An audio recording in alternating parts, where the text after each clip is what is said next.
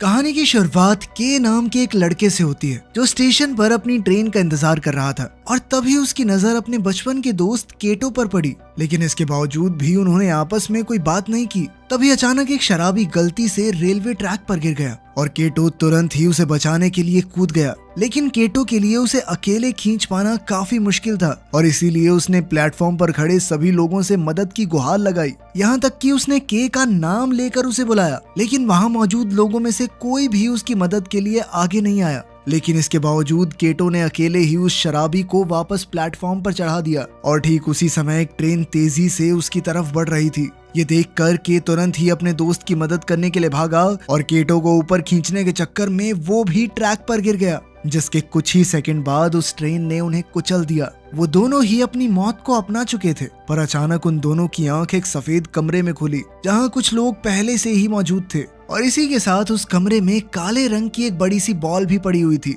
उन दोनों ने उस कमरे से बाहर निकलने का रास्ता ढूंढने की कोशिश की, लेकिन सभी खिड़कियां दरवाजे बंद थे और अब उन दोनों को समझ नहीं आ रहा था कि आखिर उनके साथ ये हुआ क्या है। तभी एक आदमी ने उन्हें बताया कि वो सभी लोग मर चुके थे और उन सब की आंख इस कमरे में ही खुली हैं, मानो ये कोई स्वर्ग या नर्क का कमरा हो। ठीक उसी समय उस काली बॉल से कुछ लेजर लाइट्स निकली और एक लड़की का शरीर बनने लग गया, जिस पर उस आदमी ने उन्हें बताया कि वो लोग भी इसी तरीके से वहां आए थे। उस लड़की ने कपड़े नहीं पहने हुए थे, जिस वजह से हिरोशी नाम का एक आदमी उसे गंदी नजर से देखने लगा। पर तभी केटो ने बीच में आकर उस लड़की को अपनी जैकेट से ढक दिया। उसी वक्त उस बॉल पर एक मैसेज दिखाई दिया जिसमें लिखा हुआ था कि वो सभी अपनी जिंदगी गंवा चुके हैं और अब उनकी नई जिंदगी का फैसला ये बॉल खुद करेगी। इसके बाद उस बॉल ने उन्हें ऑनियन नाम के एक अजीब से दिखने वाले जीव की तस्वीर दिखाई और कहा कि इसे ढूंढकर जान से मार दो। इसके बाद ही उस बॉल ने उन्हें कुछ बंदूकें और सूटकेस भी दिए। पर जब वो बॉल ये सामान देने के लिए खोली तो उन सभी को उसके अंदर एक आदमी बैठा हुआ दिखाई दिया जो उस वक्त होश में नहीं था। सभी सूटकेसेस में उनके नाम लिखे हुए थे, जिनके अंदर कुछ खास सूट्स मौजूद थे, पर किशिमोटो नाम की उस लड़की के अलावा किसी में भी वो सूट पहनने की हिम्मत नहीं थी और उस बेचारी को भी सूट मजबूरी में पहनना पड़ा क्योंकि वो बिना कपड़ों के यहाँ आई थी। तभी के की नजर निशी पर पड़ी, जिसने पहले ही वो सूट पहना हुआ था। सभी लोग अपनी बंदूकों की जांच में लगे हुए थे। तभी सुजुकी का कहना था कि हो सकता है हमें हॉस्पिटल ले जाया गया हो और फिर दवाई दी हो, उसी की वजह से हमें अजीबोगरीब चीजें दिख रही हैं। पर तभी उसकी नजर उस बॉल के ऊपर लगे हुए टाइमर पर पड़ी, जिसके बाद उन सभी का शरीर अचानक गायब होने लग गया और कुछ ही सेकंड बाद अब वो उस कमरे से बाहर एक रोड पर खड़े हुए थे।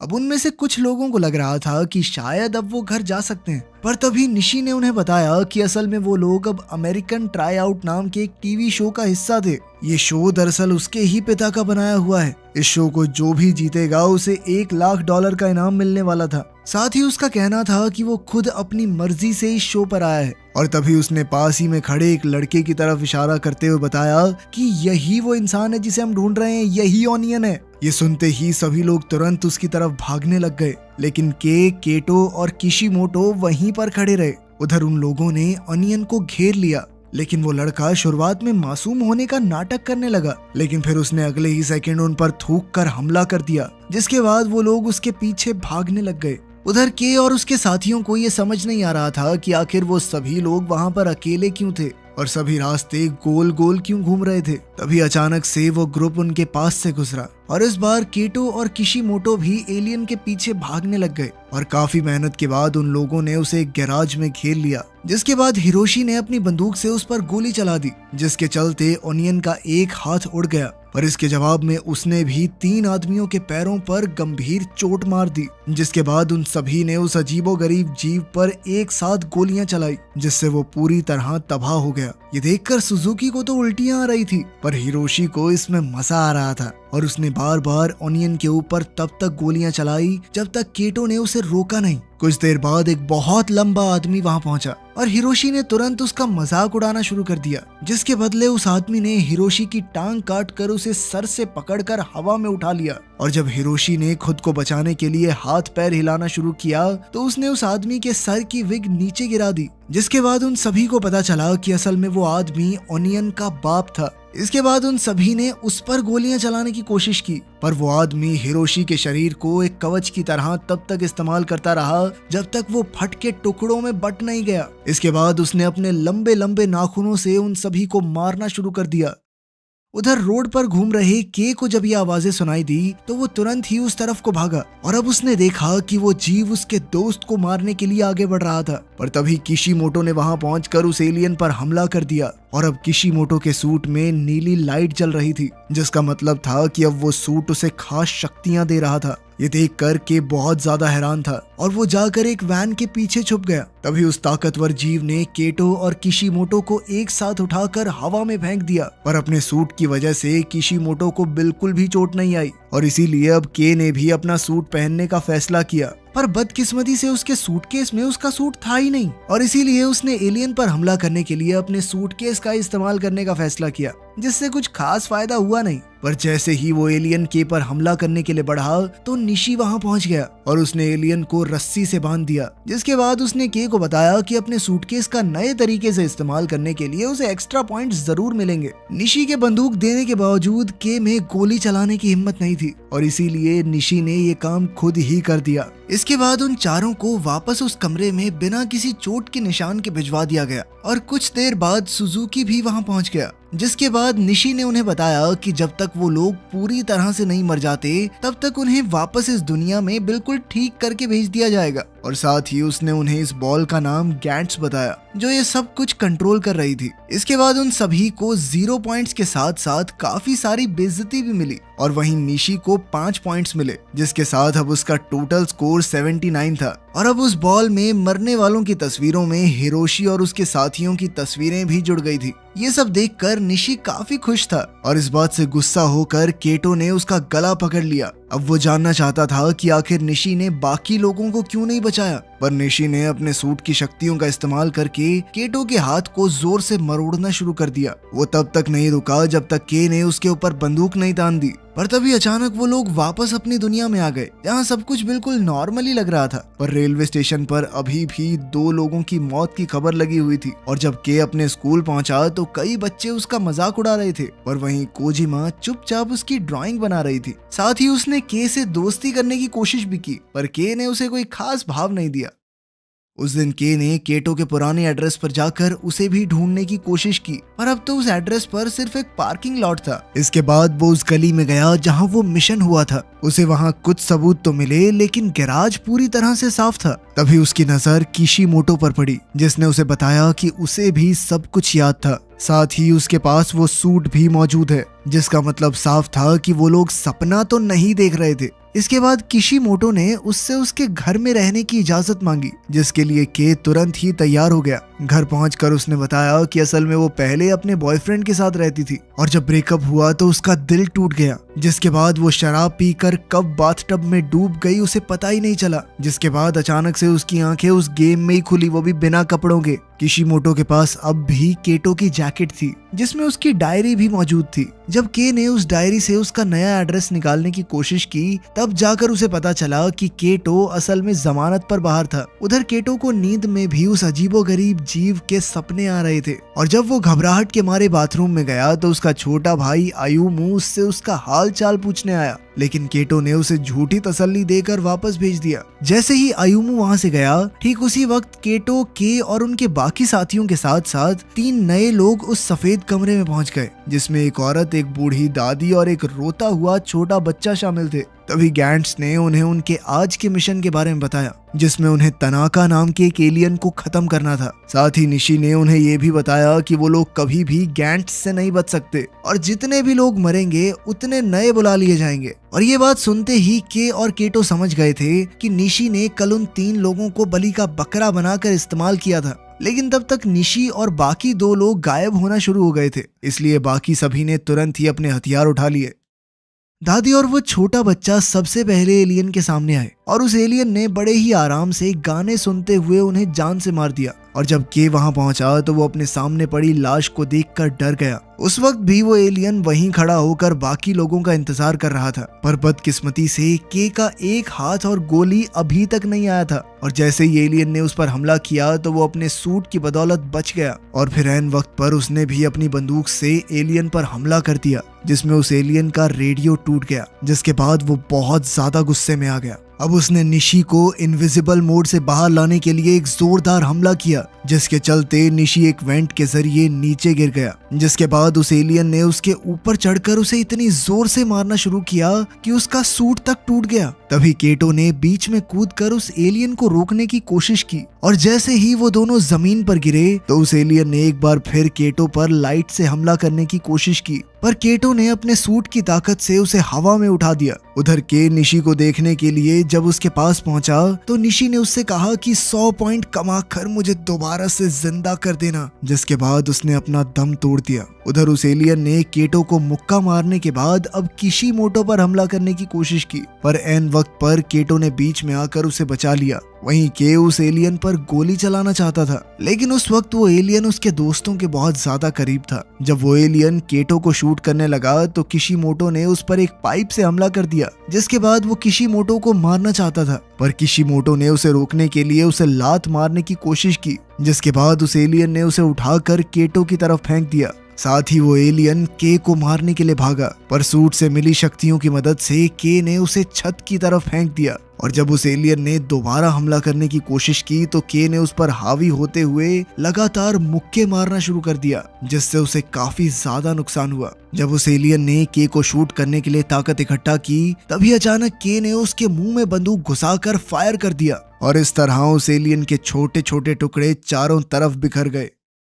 इसके बाद वो लोग जल्द ही उस सफेद कमरे में वापस आए। अब के 7 पॉइंट्स के अलावा किसी को भी कोई पॉइंट नहीं मिला और साथ ही गैंट्स ने उसे बताया कि 100 पॉइंट्स पूरे हो जाने के बाद उसे 2 ऑप्शन दिए जाएंगे, जिसमें या तो वो अपने किसी साथी को इस गेम में वापस जिंदा कर सकता है या फिर वो किसी की भी याददाश्त मिटाकर उसे असल जिंदगी में दोबारा जिंदा कर सकता है। अगली सुबह जब के की आंख खुली तो उसने अभी भी वही सूट पहना था और अब वो उसकी शक्तियों को और अच्छे से जानना चाहता था। इसीलिए उसने अपने मामूली कपड़ों से उस सूट को ढककर शहर भर में अपनी शक्तियों की प्रैक्टिस करना शुरू कर दिया। उसी शाम के को कोजिमा का फोन आया और उसने के को कॉफी के लिए बुलाया, जहां वो उसके लिए एक स्केच बनाकर लाई थी, जिसे देखकर के ने उसे बताया कि जब वो छोटा था तो वो केटो को बदमाश बच्चों से बचाता था। उधर किशिमोटो केटो की जैकेट वापस करने के लिए उससे मिली, जहां केटो ने उसे बताया कि असल में वो जेल अपने बाप के कत्ल के इल्जाम में गया था, जो दारू के नशे में उसके छोटे भाई को बहुत ज्यादा मारता था।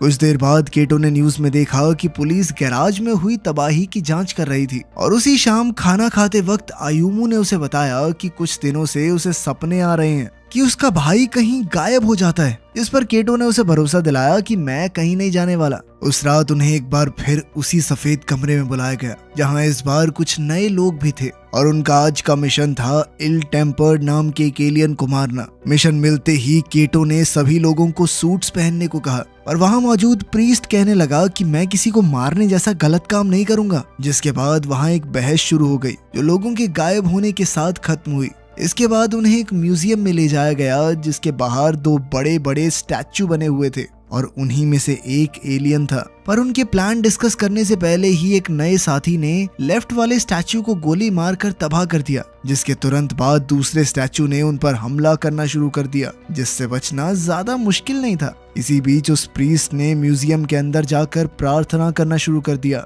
लेकिन जब वो अपनी आंखें बंद करता तो एक स्टैचू धीरे धीरे उसके करीब आता जाता। बाहर के और केटो स्टैचू को खत्म करने की कोशिश कर रहे थे और इसी दौरान एक और नया साथी उसी कमरे में पहुंच गया जहां प्रीस्ट मौजूद था। तभी के ने सभी लोगों को वहां से दूर जाने को कहा, जिसके बाद उसने स्टैचू के नीचे से स्लाइड करते हुए उस पर एक गोली मारी, जिससे उसका एक अंग फट गया और वो सीधा एक नए साथी पर जा गिरा। अब स्टैचू कमजोर हो गया था तो के ने सीधा उसके चेहरे पर गोली मारकर उसे खत्म कर दिया। इस बार वो अपने काम से बेहद खुश था, लेकिन केटो को ये खुश होने का मौका नहीं लग रहा था, क्योंकि इस सब में उनका एक साथी मर गया था। लेकिन के मुताबिक इसमें केटो की गलती थी, क्योंकि उसने के कहने के बावजूद सभी लोगों को वहां से दूर नहीं किया।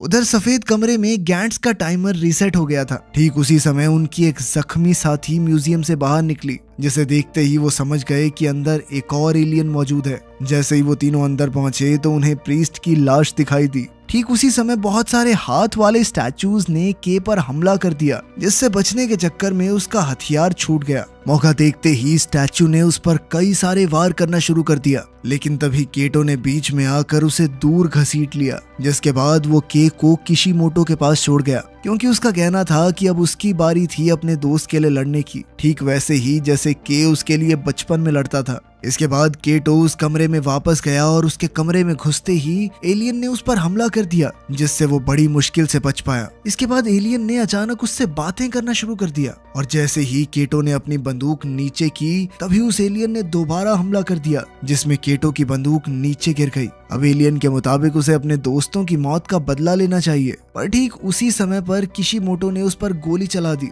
और एक जोरदार धमाका हुआ, पर बदकिस्मती से एलियन उस हमले से बच गया था। फिर उसने किशिमोटो को उठाकर दूसरी तरफ फेंक दिया, जिसके बाद उसने अपने सभी हाथ खोलकर कई सारी तलवार निकाल ली, जिसे देखकर केटो ने भी अपने सूट से एक ब्लेड निकाला और उस स्टैचू पर हमला करना शुरू कर दिया। पर यह साफ था कि वो एलियन केटो से कई गुना ज्यादा शक्तिशाली था, और उसने केटो पर कई सारे हमले करके उसे हवा में उछाल दिया। पर तभी किशिमोटो ने बीच में आकर उसे पकड़ लिया, जिसके बाद वो खुद उस एलियन पर हमला करने के लिए गई, पर उस एलियन ने उस पर एक साथ कई सारी तलवारों से हमला कर दिया, जिसके बाद वो केटो की बाहों में गिर गई। साथ ही मरने से पहले उसने केटो को किस करने की कोशिश की, लेकिन इतना करीब आने से पहले ही उसने अपना दम तोड़ दिया। इसके बाद गुस्से से भरे केटो ने भी उस पर हमला करने की कोशिश की, पर एलियन ने उसे भी मारकर हवा में उछाल दिया। अपने दोनों साथियों को ऐसे मरता देख के बहुत ज्यादा गुस्से में आ गया। अब उसने अपने सूट को एक्टिवेट करके उस एलियन से लड़ना शुरू कर दिया,